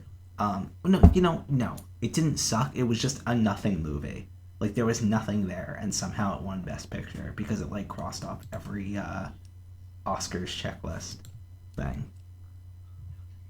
How to Train Your Dragon. That's it. That's it. That's the prime example of this problem. How to Train Your Dragon 3. Yes. You still there? Okay. How to Train Your Dragon 3, and I think my immersion was broken, and that's why I had this experience, because I've told the story about how the second the movie started, a giant rat, like, ran across my row, and the entire movie I'm constantly moving seats to avoid this rat. So my immersion was completely broken. How to Train Your Dragon 3 is a movie where I feel like characters make huge life-altering decisions based on nothing constantly throughout the movie. Like, we're gonna abandon our home island to search for a new thing. Okay. Like, Moana is the same plot as How to Train Your Dragon 3. And yet somehow Moana, like, feels like it's one of the best movies. Moana's probably the last good movie that I saw in I've theaters. ever seen it. And when did that come out? But like, yeah, like, it feels, every decision makes sense. Like, you understand why Moana wants to find a new island. You understand why everyone's so hesitant. You understand why in the end they decide to do the move and everything. Everything feels real. How to Train Your Dragon 3 does the same thing, but nothing feels right. It's just like, we're gonna go, and everyone goes. We're gonna do this, everyone this. We're gonna abandon all our dragons. Everyone, I'm spoilers for the movie. I haven't if you haven't seen it. Everyone, we're gonna abandon all the dragons once and for all because dragons were never meant to be with humans. Okay, let's do it. Abandon dragons. Wait, what? When did you come to this realization? Why? What in the movie made you think this way? It felt like things were missing from the movie, and then it was so weird, and I felt like I just missed it. Like, I just missed because I broke my immersion, but I don't think so, because I feel like I've been experienced this with a lot of movies. Maybe it's because things that we don't- like started like doing that, and then we started like paying attention to it, and then it started sucking.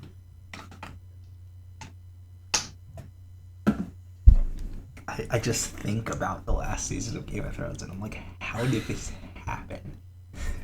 It's like, it's just absurd to me. Oh God. Endgame was pretty good. No, it was great. Not as good as Infinity War, but it was good. I want Yeah. stuff to like stay good, please. All I want. I've discovered my taste, like, I don't know. I've discovered I like Nightmind core stuff. That's like my favorite things to I'm discover kind of off nowadays. the Nightmind train. Like, Not Nightmind himself, but like Nightmind core. If that makes sense. Like, things like Wham City stuff and Petscop. Petscop's And, really like, great. My favorite game. Like, things like that, like, are what I get most invested in lately. What do you think? I think Petscop is like the consistently best. I still haven't watched the ones that dropped when I was in Orlando. I'm so They're sad we still didn't on get to my watch them watch later. together. Still I know we watch watched them. some. I don't really. So, did we That finish fucking 1517 to Paris? I do not remember like finishing it. Yes. I I guess I blacked out. I guess I got blackout drunk for the first time in my life. I remember that experience. That was an interesting night. That was like I got way too drunk. that was very interesting, because it was like, I don't know. Do you want to? Should we go into like full, or should we I just? mean, we move can on? talk about it. It was funny.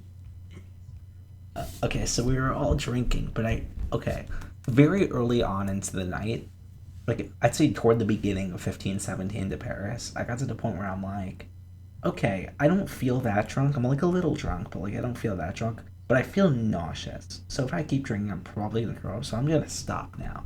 And I didn't drink for the rest of the night. So I was convinced that like everyone else was drinking because I was like, we're all gonna get drunk together. It would be fun, and like no one else drank anything, and No, everyone was drinking. It was just we weren't like getting like hardcore drunk. So like I stopped early on. like I figured and, like, we were gonna have like a party night. I think you got like New Year's. You got like New Year's. It wasn't me that bad. drunk. Well, not that bad, but like, yeah. So then we all go to sleep, and Zach, there is an empty bed literally feet away, and Zach decides to spread himself out across two I was on beanbag one chairs. beanbag And I'm chair. like, It's because so like, Zach, this little. So we were watching Pets Cop, and my world was spinning, and I'm like, I'm just gonna lay down, and then I fell asleep. Everyone fucking Everyone? hated you when we were watching Pets Cop. Everyone was so upset with you when we were watching Pets Cop. I remember that. Because you would not stop talking about, like, slight spoilers, and it would be like, Zach, shut the fuck up. To me, that was so funny. Yeah. It's like you couldn't plug your spoilers. I was also, like, disgustingly drunk. Like, I couldn't see so anything. then you refused to, like, you refused to move from, I do remember this. I do remember this. I was away. comfortable. I was so comfortable in that position. It was the most comfortable I've ever been. Like, I did not want you to move me. So then we fell asleep, and I'm sleeping, like, fast asleep, and all of a sudden, like, what jolts me awake is the sound of someone vomiting, and I'm like, what the fuck is going on? And I turn on the light, and I see you're just down. I'm like, no. And I freaked out, tried to get you to the bathroom. You were all that stuff, and I'm the core issue was that my eyes didn't work. I remember this. Like, if they did work, then I could have moved, but I was like. But that was a very clean. That was a very clean. It was all. Throw It was. up, It was where it's entirely. Like, you threw up. It like was all vodka. Yeah, it was like all contained into one small spot, and it only happened once. It didn't happen again. It was like that. It was like that. You're just like. Yeah, that was good. Except the next morning, you were like destroyed. I was not feeling great, but I was okay.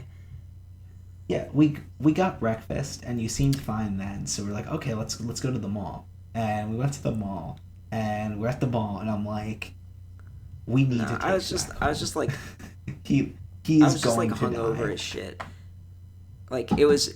So I think the main issue the next day was like, if I tilted my head, I'd like lose my balance, and that was fucking me up. But otherwise, like. I thought I kept it together pretty good. I just had to sit down. Oh yeah, you did so much better than I did on New Year's. Where New Year's morning was probably I think I'd say it was the worst morning. I don't want to know what you went through. It was, I don't think that in the Denny's bathroom, that like hour that we were at Denny's was probably contender for worst hour of my life. I don't want to know what happened in that stall. That was scary. We couldn't get you out, like, because I could not move. Like, I don't think you understand. My body stopped working. No, like, I understand. Could not get but up. like, yeah, but it was like so. I felt so bad, and you were trying to like force me to drink water and eat bread, but I couldn't do it. So finally, I got one piece of bread down, and I was like, "Yeah, finally got one piece of bread down." And I immediately like vomited my entire. I mean, that's what you need to do in that situation. I don't know what to tell you. Like, you just kind of need to. Yeah, I'm like, yeah, finally, I got one piece of bread. You know, But yeah, it's terrible. Don't. Yeah, I'm kind of over it. like very heavily drinking. I'm not gonna go past like 2 drinks anymore. Yeah, I like when you get like comfortable drunk. It's like the world. The world is um, sort of. You're sort of separated the world for like an hour, and then you're back to normal. Yeah, I like when you get like just drunk enough to where all like forms of like sort of social anxiety just kind of like melt away. And you just there's no your inhibitions melt away. That's what I would describe it. No one ever like schooled me on like what constitutes drunk, what constitutes buzzed, what's like whatever. But like the way I've defined it in my mind is like I sort of feel like myself getting farther and farther back in my head, and it takes there's like a time that it takes Yes. to make decisions, and like by the time I'm drunk, it's decisions are happening before I can stop them. That's exactly it. Right? That's great. It's a wonderful feeling when you don't have to worry about things. Yeah. It's great, and it's great when you have like the reason, like, it's great when you have social anxiety. Like, I don't have bad social anxiety, but I have slight social anxiety. Like it's a little difficult for me not to do it. Like, the action of being social I can do, it just doesn't feel good inside, if that makes sense. But when you drink, it helps a lot with that. Like buzzed feels good to do that, but like when I'm like slightly drunk, not like drunk, but like just a little drunk, I feel like you don't have that like inhibition of talking to people and like doing that anymore. And then that's when you can have like really deep conversations. And that's like the perfect phase to do. And I feel like I've done it enough where it's like I know how to get there consistently. For me, it's like two. It's like and two then drinks. there's New Year. Like two. I'm small. And then there was New Year's where I was like, I'm just gonna start drinking, and I am not going to stop drinking the entire night. Just continue. I swear to God, I had more to drink than you. No interruptions. I think also you were drinking water, and I am not drinking water since like that midday that day. You got fucked. Yeah, and so it was like, I feel like I was just continuously like, I'm just gonna continuously pour this substance into my body the entire night, nonstop, and it was a very bad. Hey, I got a question. Yes. I don't know if you remember, but like when I got disgustingly drunk recently, the feeling I haven't thrown up in like 15 years or something, and I did it, and it was quite pleasant. It was not bad at all. It actually felt pretty good. It is, to me, throwing up is one of my least favorite acts of all time. It is so miserable. Really, I did it, and it was like immediately felt better. Does not feel like the muscles inside your body are like violently contracting, like painfully. Oh God, I can feel it. To shoot out this shit. Yeah, it's right. It is a weird feeling, but I feel like I enjoyed it. It's like, because it's like it's unpleasant for like 20 seconds, and then it's better. Everything's better. It's a trade-off, and so it's a trade-off where it's like you go through about a minute of like literal torture, and then you feel better. But the thing is, on New Year's, I didn't feel better. It took you like an hour and a half to throw up. You wouldn't do it. On that night. So you see, I don't remember. I do not remember like almost any of it. You don't remember being over the toilet and then yelling, "I'm gonna shit my pants." I have like. I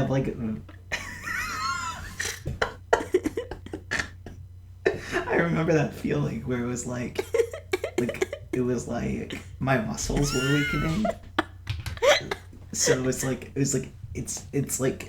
if I don't do something soon, like my muscles are gonna get too weak. Does that make sense at all though? Like, it was a great story. And then when Jordy came to visit, like, I saw her and I realized, I'm like, when I saw you, both times I saw you in South Florida, I was over like the holidays, I was drunk both times. This is the first time I'm seeing you in forever where I'm like actually sober and you weren't drunk when you got there. When I first got there, yeah. She was busy, she was walking around. We were kind of just doing our own thing.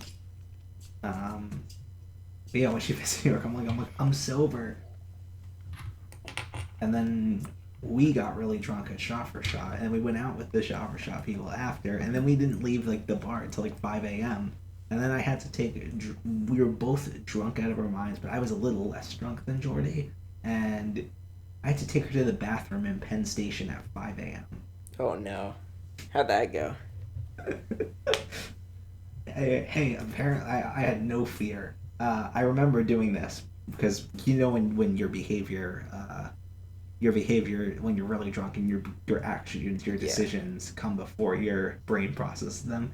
So this homeless guy, like, I think he's asking us for money, and I said no or something, and then he started like really badly shit talking Jordy, and I just screamed at him to fuck off, and I would have never done that sober. I would just kept walking, not saying anything, and nothing happened. Yeah, that's good. I could have probably died. I've been having some weird experiences with beggars recently.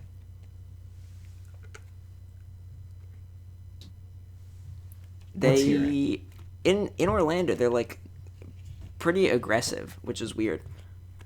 They Yeah. There's like a few that like patrol the parking lot in like the shopping center near me where I like do my grocery shopping, and like Wawa is there. So like they'll like come up to your car and they'll like try and initiate a conversation with you. I went to get gas like a few days ago, and one of them, like, he parked his bike in front of my car, and he was like trying to talk to me. I just got in my car and I like stared him down. I was like, "The fuck are you doing?" I had to have like the most like confused snarl on my face. I was like, "How? Like, what the fuck are you doing? You've put your bike in front of my car. I put it in drive." And he's like, "It was still there." And I started moving, and then he had to move it. It's like, also God. one of them fucking What's the like he whole he difference? motioned to put my window down, and then he stuck his hand through my window, and I was like, "What the fuck? You've like ruined my day." And I could, in disbelief, I like rolled up my window, and he had to like pull his hand out, and I was like, yeah, like, don't do that. Don't do that shit.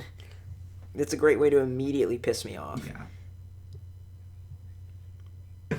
I feel like in New York City, there's 3 variations of the homeless person. And correct me if I'm wrong, but I feel like variation A is the one that gives the supposed to be sad speech on the subway. But it's so They come rehearsed, out you and can it's hear like, it. everyone listen up. I'm gonna go through this script now, and they go through this script that they probably said 100 times. Hello, that probably isn't everyone. true. And then yes, yeah. So that's variation A. Variation B is the sort of nice homeless person that like is on the side of the street, and they're like, "Oh, hey, can you help me out?" And I'm like, "No, I The can't." good I'm like, kind. "Okay, God bless you. Have a good day." Yeah, they're like the normal, like the nice, like standard. And I think I've figured out that those are the ones that just don't have mental issues. They're just homeless by circumstance. It's just that they Like, make so much money, and you don't have to do anything. Like, but then the third kind, and this is the angry, crazy, aggressive homeless person, where they will ask you for money, and if you do not give it to them, they will scream at you, curse at you, or sometimes they'll like try to like fight you. Like they get really mad, and it's like I'll never I know 99% of it is mental illness, but like I will never understand the logic of this, because you think that I don't understand the train of thought that, okay, I'm going to violently harass this person, and that will get them to give me money. Like, what is the train of thought there? If someone starts screaming at me because I don't give them money, I'm so much less inclined maybe to change my you mind. Like, I will be validated in my decision that like I will never. I feel like I've never had someone try and fight me, because I always have like an instinctual reaction when I know someone is coming up to me to ask for money. It's like, it's always exactly the same like tone, right? No, whenever someone like begs for money, right? It's always the same tone when they approach you. it's so like it's so transparent. Yeah, I think there's variation. But I think like there's I immediately variations, like but whenever someone walks up to me, I'll go like, "What's up?" And then if it's like a begging thing, they're like, "Hey, do you have whatever?" I like immediately like tune out. Like, oh, and I always do like the same like drop in voice where it's like it gets quieter and quieter. So like it's very clear that you do not want to be there, and usually just walk away. yeah. The worst. The worst is before the restaurant employees catch the person in the restaurant, or not restaurant, lunch place, I'll say. It's like the before there's like a couple of minute window where the person can come in and beg at people eating lunch at tables before they get kicked out. You know, so there's like that couple of minute window where they get in before they're noticed, and that is the absolute worst because you're sitting there eating, and then a homeless person will come up to you, tap you on the shoulder if you have earbuds in, and just be like, And you're not ask you gonna for money. leave or And, walk like, away. It's got to be like, you can't leave, you can't walk away. So that's like the only situation that I usually actually give them. you food or actually give them I money. will I have Like, never and I will never give anyone money. That's the only situation where I do it because it's like I'm sitting here eating my lunch. I cannot leave. This person will not leave. Like like it. I think this is the situation I get out of, and so I'll give them like a couple of like couple of quarters, or like I'll give them a piece of food or something that hasn't been like if it's like a separate piece and hasn't been, and that's the only time I'll actually do it.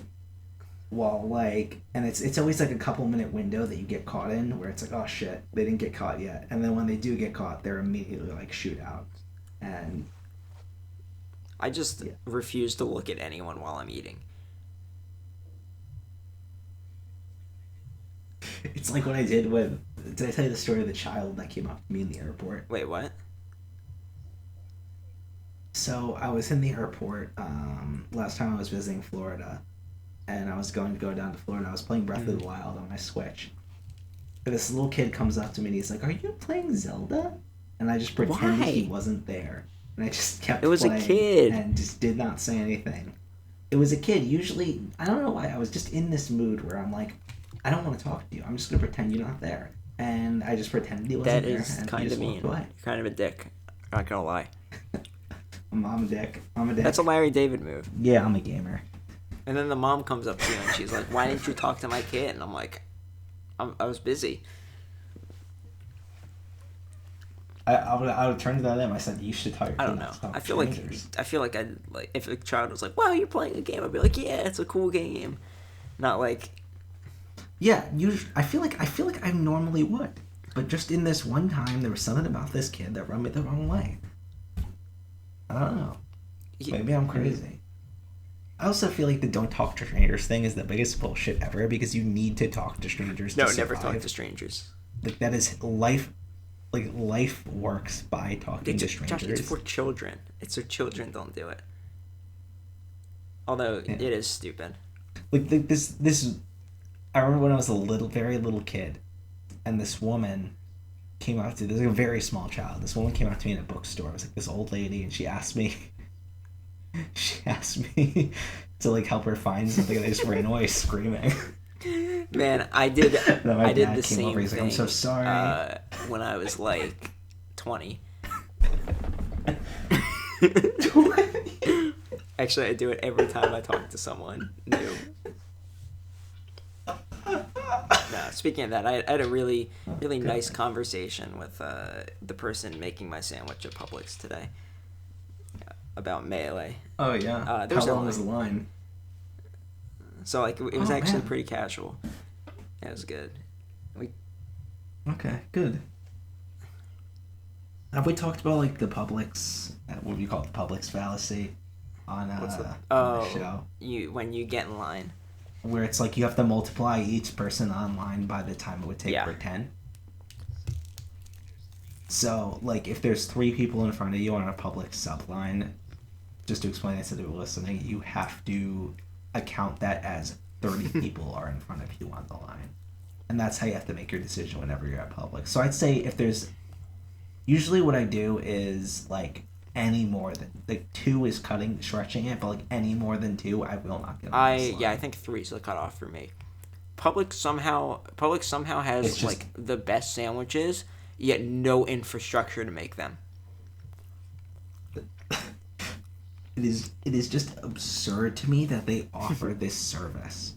Like I'd rather them not offer the service than pretend they are. I love how offering it. like not streamlined like it is. Like you,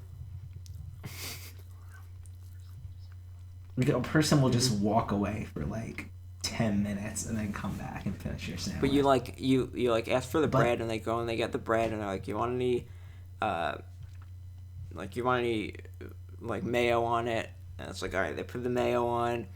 They walk away to get whatever meat, right? If you want meat, they have to go cut it, and they go cut it. Yeah, meat and cheese. It's like that's like the meat and cheese is like the big like time Like taker. the most funny Where it's thing like- to me is like they go and they cut the meat and then they come back, they put it on the sandwich, they go, what cheese do you want? And then they walk away and they do it again. No, my favorite thing is when it's like I only saw this a couple of times. It's when they don't have enough, like if you get like a tuna or egg salad and they don't have it like enough of it behind the counter, so they walk away from the counter, go into the store, go into like the aisle, get one of the cartons of tuna, bring it back, open it up, and put it on the sandwich. Uh, And I'm like, are you fucking kidding me? But they've yeah, and this is not to shit on them. I think it's just not their job. they to actually make have sandwiches. gotten a little bit better. Now they have like cheese, like pre-cut cheese right there, and I assume pre-cut meats. Okay. So that streamlined it a lot, but it used to feel be like- really bad. Yeah. Yeah, and I feel like the exact opposite of this, the most streamlined sandwich making place ever is Jimmy John's, where it's like your sandwich will be done before you finish paying. God, I love Jimmy John's. So good. Yeah, I've recently decided it's god tier. I don't think I've ever had a bad sandwich from there, and it's the absolute most efficient place. Like there's no Jimmy John's in New York City, which sucks, but it's like if you're going to Jimmy John's, you will have your sandwich within 30 seconds of walking into the store. Great Jimmy John's memory is when I first year of college, I like really fucked up my sleep schedule to where I was waking up at like 5 p.m. and going to sleep at like 8 a.m., 9 a.m. And I woke up, I was getting dinner at like 2 a.m. and it was like, I think a Saturday night, and I went to Jimmy John's, which one of the Jimmy John's in Gainesville is in Midtown, which is just a strip of bars. And I went in at 2 a.m. and there was this giant crowd of people, and the person in the front screamed, "Is anyone here sober that's physically capable of like sober enough to physically is anyone here sober enough to place an order?" And I was like, yes, and I got to cut the entire line, blob, and order my sandwich. Because no one was capable of like enunciating an order. I don't think I've ever been so drunk I lost the ability to speak. I guess during the Pets Cup thing was pretty No, bad, but- but like I was speaking. I think I was slurring. Yeah, I feel like when I get drunk, my brain's appetite is bigger Yeah. than my stomach's appetite. Where it's like after shot for shot, I will like have like a bang bang bang, and I will almost throw up. Like I'll be like, oh man, I'm so drunk, I gotta go to Two Fine Liquor Brothers Pizza. And then I go and get like a slice from Two Fine Liquor Brothers Pizza, eat it like on the way from the Pizzaways to the subway, get on the subway, get back, get a bunch of shit from 7-Eleven, go back to my apartment, start like chowing down, and then I just fall asleep amidst like It's a quarter similar eaten things. concept, but a way different feeling than like Munchies, right? No, like Munchies, you actually get hungry. It's like When you're drunk, you're not actually hungry. yeah, You just yeah, want exactly. things in your mouth. Like I remember when Yeah. we were in Gainesville and we got really drunk.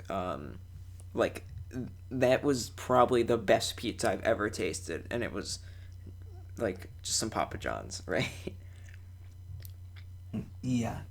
The best was on our Halloween party is so at the Halloween party I remember the last thing I remember is I was sitting on the living room floor in a circle with a couple. The party was going on around us. And I was sitting on the floor with a couple of people. And we were all singing Moana songs, like hand in hand, in this circle on the floor in the middle of the party that was like going on around us. And then the next thing I know, I woke up and no one was around except for Alberto, who was sitting in the chair on his computer. And I was like, "Where? What the hell happened? When is everyone?" He's like, "It's like 4 a.m. Everyone left like an hour ago, like 2 hours ago." I was like, "You just You been really passed out on just the fell. floor." Oh my god. So then I got up and I went to the fridge and I took like a block. We had like this block of like unshredded Parmesan, and I just took a huge bite out of it like an apple. I was like, "No, no, no, no! What are you doing? What are you doing?"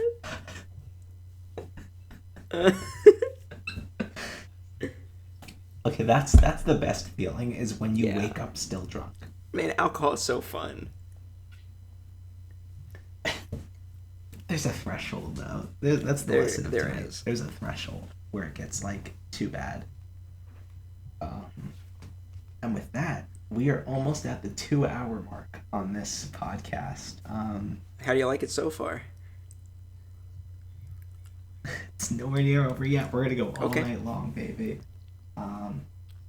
Let's keep going. So the next topic is who is the best baby? I on think Game of it's Thrones? the little blonde one. What's his name? Christianity Sands. Christianity Sands. That's his name.